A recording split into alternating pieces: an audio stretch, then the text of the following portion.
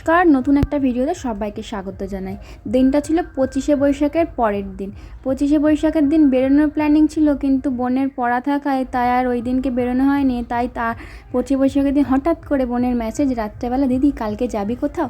তো আমি বললাম, তো কোথায় যাওয়া যায় চ তাহলে মোটা মহাদেব মন্দিরে তো একবার গেছিলাম, আগের দিন বন্ধ ছিল, তাই ওখানেই যাই। তা দেখতে পাচ্ছি এখন দুর্গেশ্বর মহাদেব মন্দির, এখান থেকে আমরা ঢুকছি।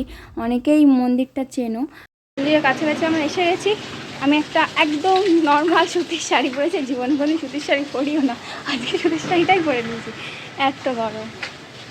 অনেকদিন কোথাও বেরোনো হয় না, মানে ভালো লাগছে না। অনেকদিন কোথাও বেরোনো হয় না, মানে এক সপ্তাহ বেরোনো। আগেই একটা দূর থেকে এসেছি, এক সপ্তাহ হয়েছে।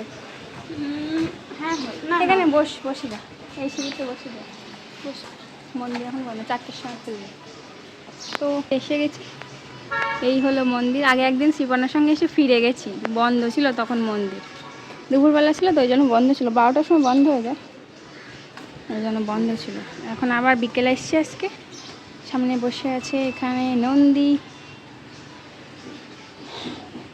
আর আমার পার্টনার এখানে বসে পড়েছে ক্লান্ত হয়ে। ও নিউটন থেকে এসে ক্লান্ত হয়ে বসে পড়েছে, আমি বসে থেকে এসে ব্লগ করে যাচ্ছি।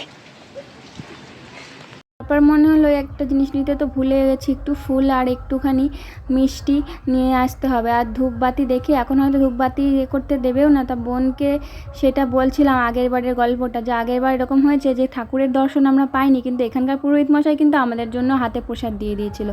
এবারেও তো তাই হবে আমি জানি, কারণ ওই পুরোহিত মশাই আছেন এখনই। সেইটাই বোনকে বলতে বলতে যাচ্ছিলাম। এখানে কিন্তু পুরোহিত মশাই সঙ্গে সঙ্গে হাতে তোমার প্রসাদ দিয়েই দেবে, যেই আসো না কেন। আমি তো দুবার এসেছি, দুবারেই প্রসাদ পেয়েছি, এটা খুব ভালো লেগেছে আমার। তো যাই হোক, তারপর আমরা দুজন হাঁটতে হাঁটতে গল্প করতে করতে পুজোর ফুল মিষ্টি এগুলো কিনে আনতে যাচ্ছিলাম। আর তারপরে এসে ফ্রন্ট সাইডে যেহেতু মন্দিরে কোনো রকম ভিডিওগ্রাফি ফটোগ্রাফি অ্যালাউ নেই, তাই জন্য পেছন দিকে একটু আরতির জন্য আমাদের বলল যে কর্পূরদানি ওখানে আছে, ওখানে গিয়ে তোমরা আরতি করতে পারো। তো সেটাই আমি এখানে কর্পূরে আরতি করে দিয়েছি, ঠাকুরকে পুজো দিয়েছি তাই জন্য।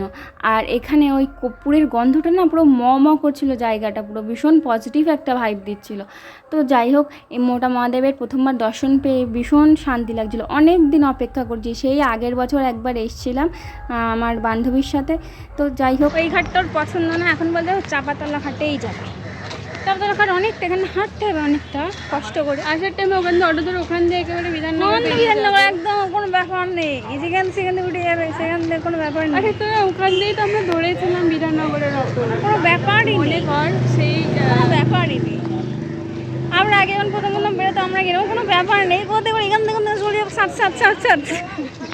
চাপাতলা ঘাটে এসেছিলাম। চাপাতলা ঘাটে প্রচণ্ড ভিড়, ওখানে সবাই স্নান করছে, সেই বাজে অবস্থা, ওখানে মোটামুটি দাঁড়ানোর জায়গা নেই, এমন অবস্থা। তো এখন দাবি হচ্ছে এই ঘাটটা, চাপাতলা ঘাট পছন্দ না, আগের ঘাট পছন্দ, আবার আগের ঘাটে যাচ্ছে। একটা ওই যে শিবনার সাথে এসেছিলাম এই ঘাটটা, সেই ঘাটেই এখন বসে আছি। জল তুললাম মায়ের জন্য 2 বোতল। আর বোন এখানে সামনে এই যে পা ধুচ্ছে না কি করছে, পায়ে রিল্যাক্সেশন দিচ্ছে। এখন প্রচণ্ড গরম, আর এই জলের জন্য আমি কত কি শুনেছি। বাবা আমি যাই না, আমি মার জন্য জল আনি না, তো সব